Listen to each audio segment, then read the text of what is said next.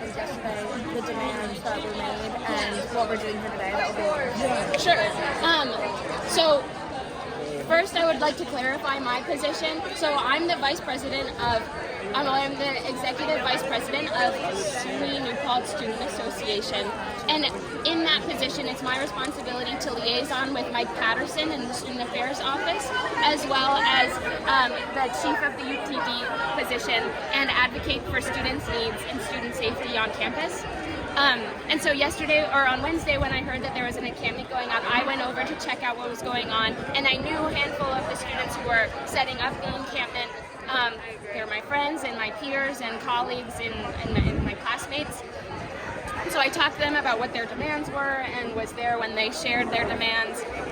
You can find their list of demands on their Instagram at New Paltz Students for Palestine to get a better understanding from their perspective about what their demands are. From what my understanding is that there is a need to clarify where our money is going and divest it from genocide happening in other countries.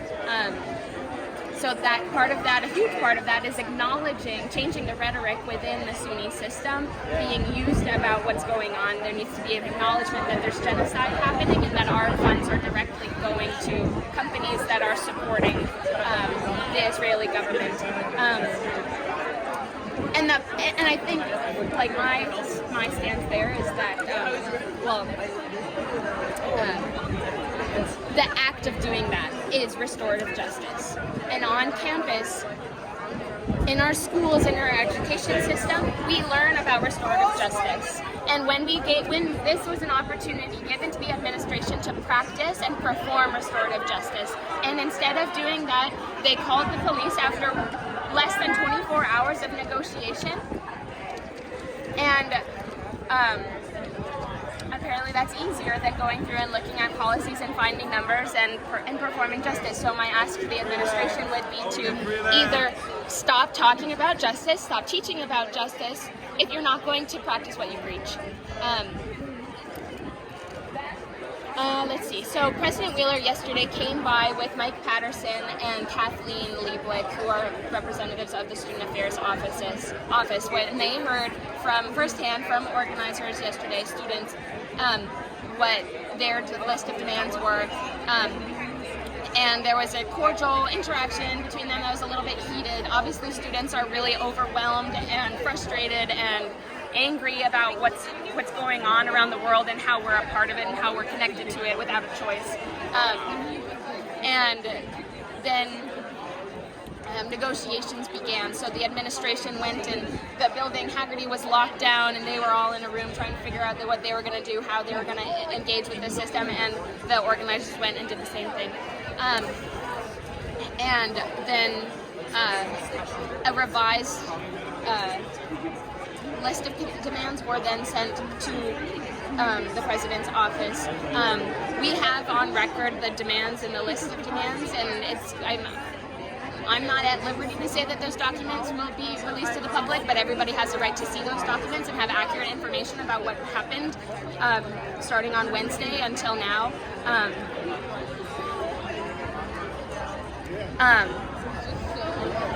So the administration came with an offer once the demands were set. Students countered and they asked to get a response back by 5 p.m. And I was liaisoning and letting them know that their demands had been received and that they were working on a counter proposal, and then that would be in at 6 o'clock. And it was. And then we didn't hear, and when the administration was asked, will students be facing police violence or arrest tonight?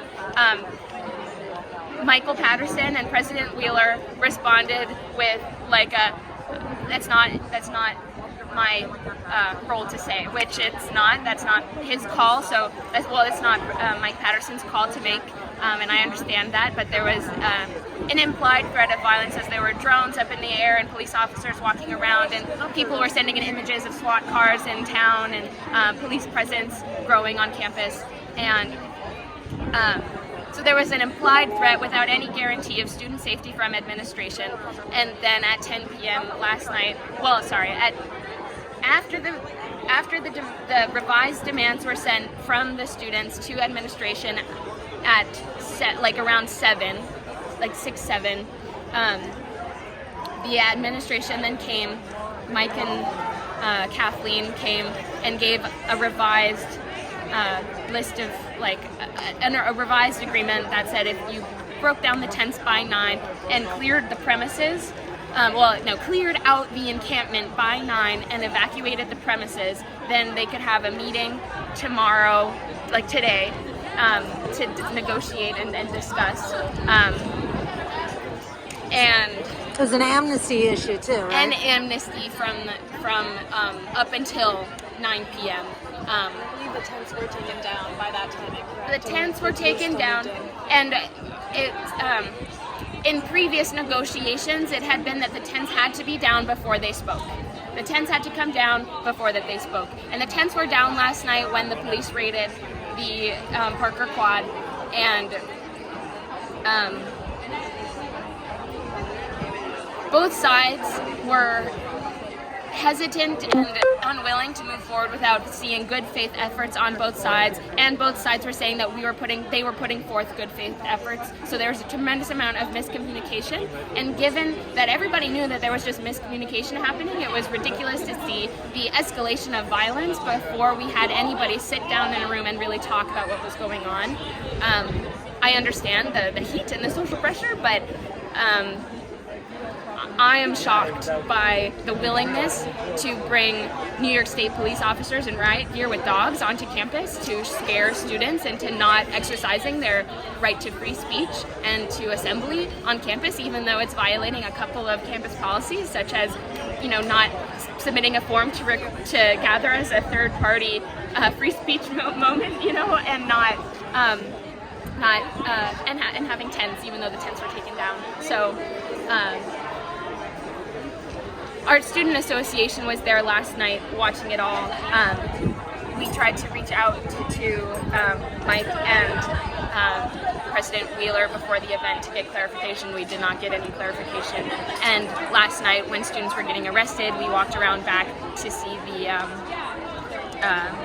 I and a couple of other people walked around back to see where they were taking the students and where they were lining it up, and see if I could talk to any of the officers, because I saw the UPD cars, and so I assumed that that's where the UPD officers were. And I know a handful of UPD officers, Chief Ryan and Michael Corvasario, or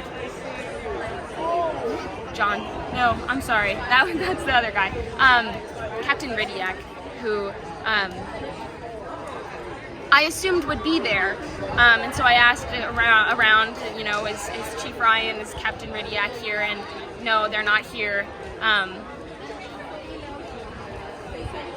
The administration time and time again says we're here for student success and we're here to keep you safe. We're here for student success and we're here to keep you safe. Last night students were up until 5, 6 in the morning going and picking up students from jail in Highland, Tilson, Esopus.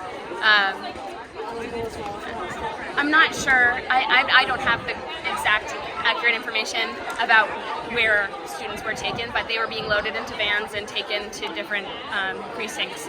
And all of them got out by this morning. They were taken and given slips of paper, like court dates and stuff like that, so nobody was like arrested. But it sure seemed like it. So quite the little scare tactic to get people to, disband and stop organizing. Is there anything else that you'd like to add at all? Despite the lack of coordination between the student body and administration, we're still committed to divestment and creating a plan of how our campus is going to begin to really take on justice, because there's nothing that is going to stand in the way of justice. Yeah, thank you. Did you have any